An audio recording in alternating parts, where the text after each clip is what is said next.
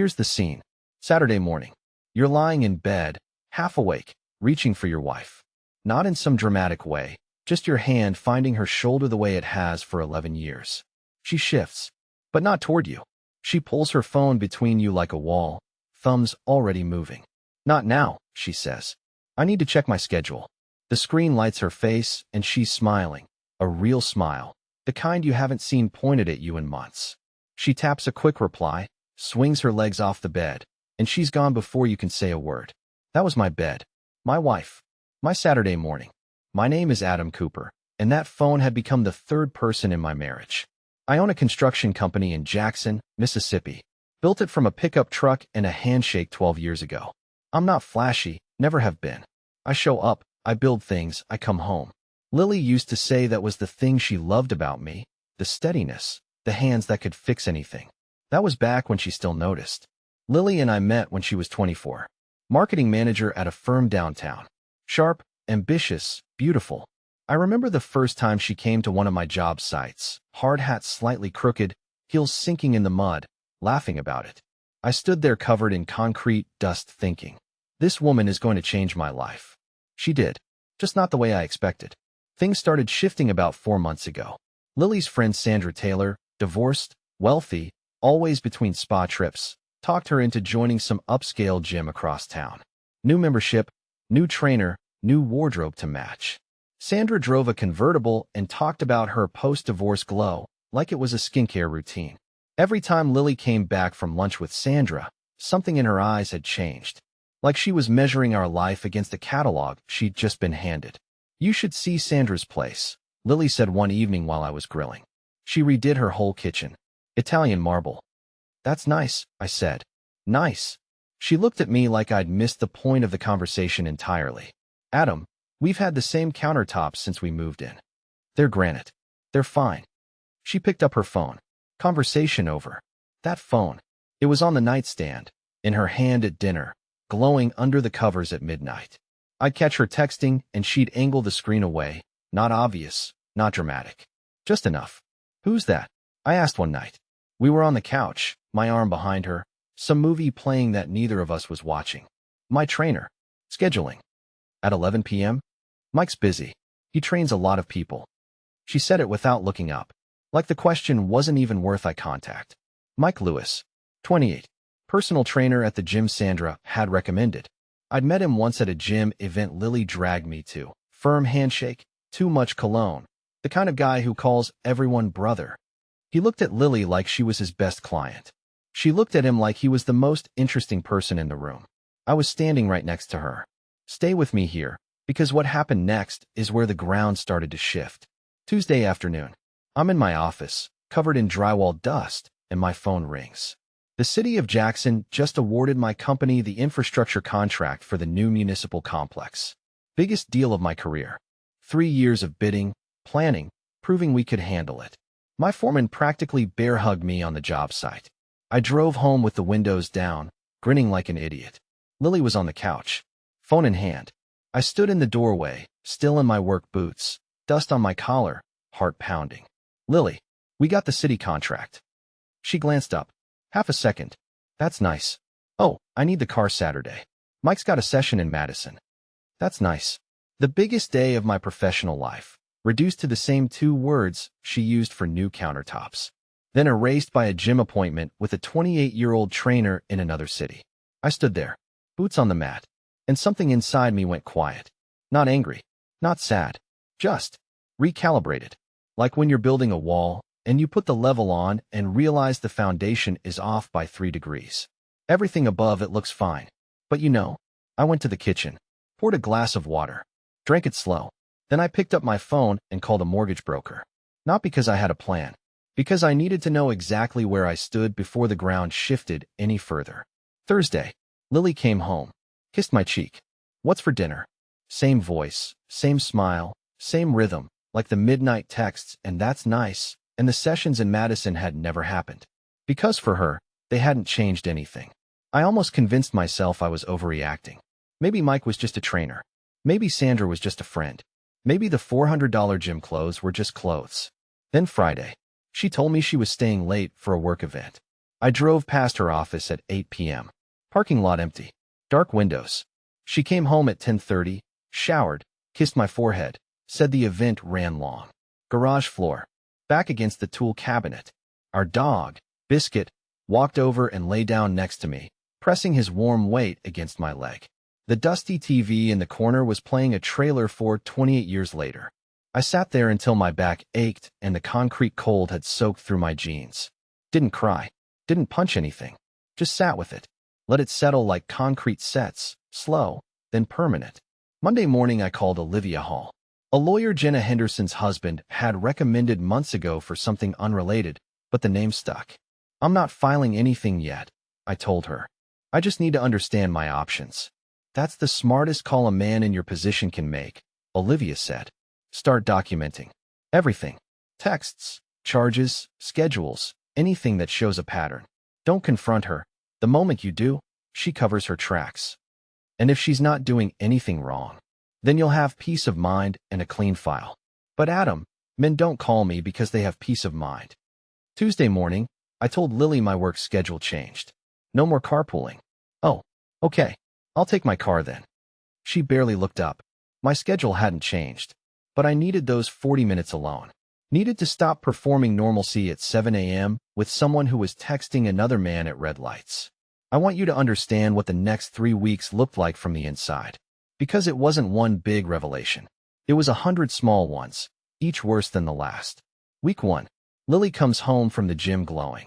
New leggings, new sports bra, tags from a boutique I'd never heard of. I checked the joint account. $412 at a place called Lux Active. I screenshot it. Forward it to Olivia. You're spending $400 on gym clothes? I say at breakfast. It's an investment in myself, Adam. You wouldn't understand. You wear the same 3 shirts. I build hospitals in those shirts. She rolls her eyes. That's just your job. That's what you're supposed to do. That's what you're supposed to do. Like 11 years of early mornings, bad weather, and concrete dust in my lungs was just the minimum. The baseline she'd already stopped noticing. You know what, Lily? You're right. It is my job, and I'm good at it. That used to matter to you. Don't be dramatic. She grabbed her keys. I'm going to the gym. It was 7:30 in the morning. Saturday, a neighborhood barbecue at Landon Wallace's place. I'm standing by the grill, plate in hand, and I hear Lily talking to Sandra 3 feet away. She doesn't know I can hear, or maybe she doesn't care. Adam showed me a blueprint for our anniversary, Lily says. A blueprint? Like I'm a job site. Sandra laughs. Oh, honey. Mike remembered I like orchids. He had them delivered to the gym, without me even asking. I'm 3 feet away, holding a plate of potato salad, listening to my wife compare me, unfavorably, to her personal trainer, in front of the woman who'd spent 6 months convincing her she married beneath her. I set the plate on the table, walked to Landon's garage workshop in the back. He didn't ask what happened, just handed me a sander and pointed at a bookshelf he was building. Cold beers, power tools, no questions asked. That's what friendship looks like when words are useless. You all right? He said after an hour. I will be. He nodded, cracked another beer. That was all I needed. The following week, something shifted in the house. Lily started cooking again, nothing fancy, but she'd have something on the stove when I walked in. She asked about the city contract, how the crew was doing, whether I needed anything from the hardware store. Small things, normal things. The kind of things that made me wonder if maybe the gym phase was fading and the woman I married was coming back. Then Monday evening, I come home early, site closed due to a burst water main downtown. Lily's in the living room, laptop open, FaceTime running. I see Mike's face on the screen before she sees me. She slams the laptop shut so fast the hinge cracks. It was about my training plan, she says. Too fast. Too smooth. I's already calculating. I didn't ask. She stared at me. That's the thing about calm. It unsettles people who expect anger. She was ready for a fight. I gave her nothing to fight. You're being weird lately, Adam. Distant. I'm being clear. There's a difference. Clear about what? About who I am. And who I'm not. She opened her mouth, closed it, picked up the laptop, and went upstairs. I heard the bedroom door lock click. Next morning, Sandra calls. I'm in the hallway putting on my boots when I hear Lily in the bedroom, voice bright and electric. He's pulling away, Sandra. He stopped driving me. He barely talks at dinner. He just sits there with this. Look, Sandra's voice through the speaker, tinny and sharp. That's what they do when they feel threatened, Lily. Let him sulk. You deserve more than a man who thinks a hard hat is a personality. Maybe you're right. Maybe I have been settling. I stood in the hallway, listened, noted the time for Olivia's file. Here's where it gets complicated, because Lily wasn't cruel all the time. That's what makes it impossible to leave, and it's what kept me second-guessing for weeks. Tuesday night. She makes dinner. Not just any dinner, my grandmother's chicken recipe, the one she learned the first year we were married. The one she said reminded her of Sunday afternoons and slow dances in the kitchen. Candles on the table. Wine poured. She looks at me across the table with those eyes that used to be my whole world. I know I've been distant, she says. Her voice cracks, not the performative crack. The real one, the one that comes from the chest. Work has been stressful. Sandra's going through this whole thing with her ex, and I think I've been absorbing all that negative energy. I'm sorry, Adam. I see you. I know you work hard for us. And I want to believe her. You have no idea how much. Because this, the candles, the recipe, the soft voice, the acknowledgement, this is the woman I married. This is the version of Lily that made me think I was the luckiest man in Jackson, Mississippi. Thank you for saying that, I say, and I mean it. She reaches across the table and takes my hand. Her thumb traces circles on my knuckles. Can we just start over? Just us? I'd like that, I say. And part of me, the part that still remembers muddy heels and hard hats, means it completely. Thursday morning.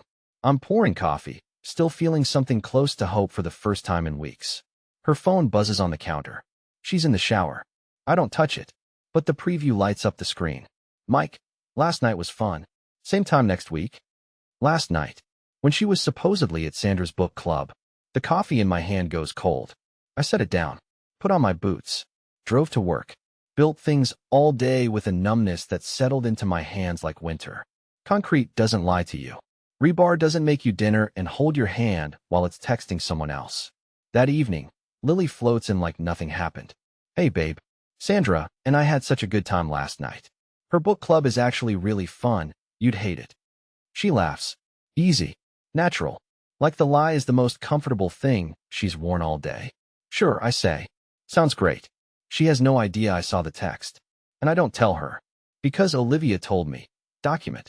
Don't confront. The moment you confront, she covers every track and you lose everything you've been building. So I watched. For 3 weeks, I watched my wife lie to my face with the same smile I fell in love with. Every book club, every late training session, every Sandra needed me. I documented it all.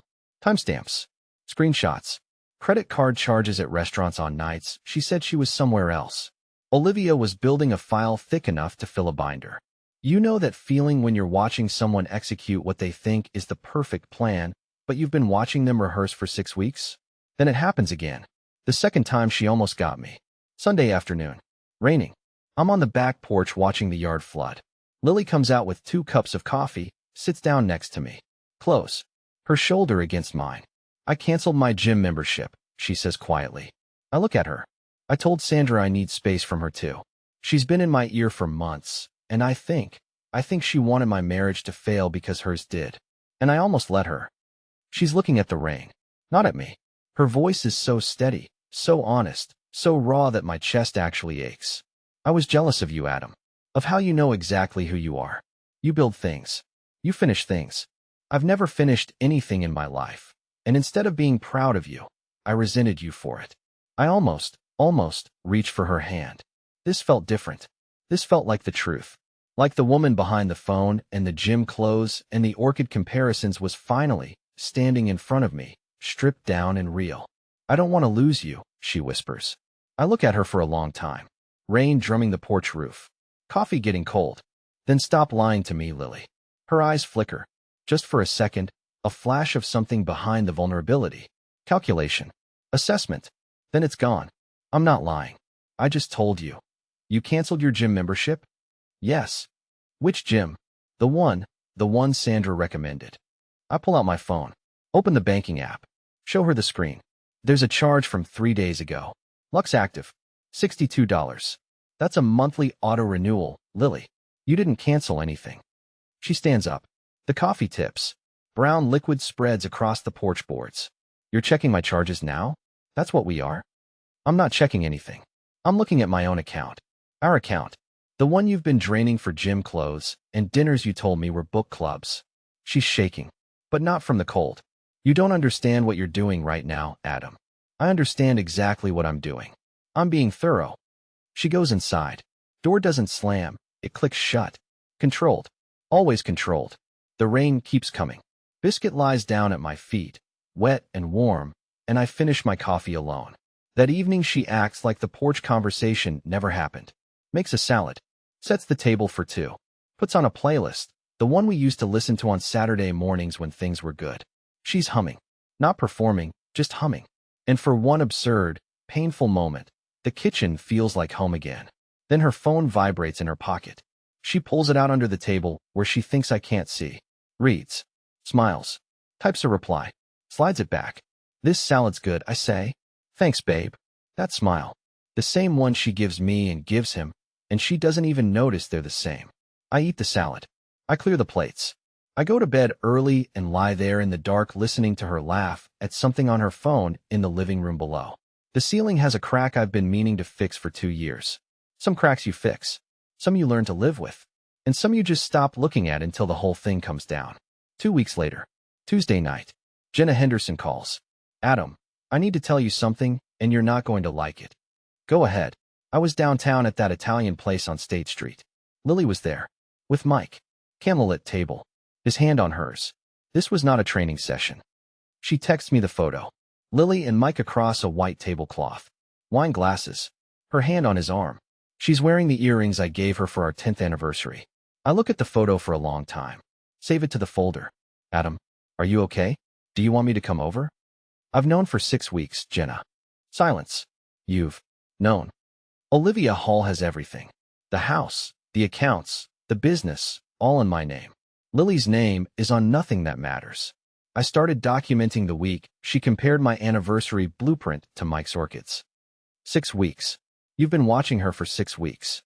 I wasn't watching her. I was protecting what I built. The next Friday, Sandra pitches the cruise. I'm in the kitchen when Lily brings it up, her voice already rehearsed, the cadence of someone who's practiced in front of a mirror. Sandra found an incredible deal on a cruise. Girls' trip. Just a week. I need this, Adam.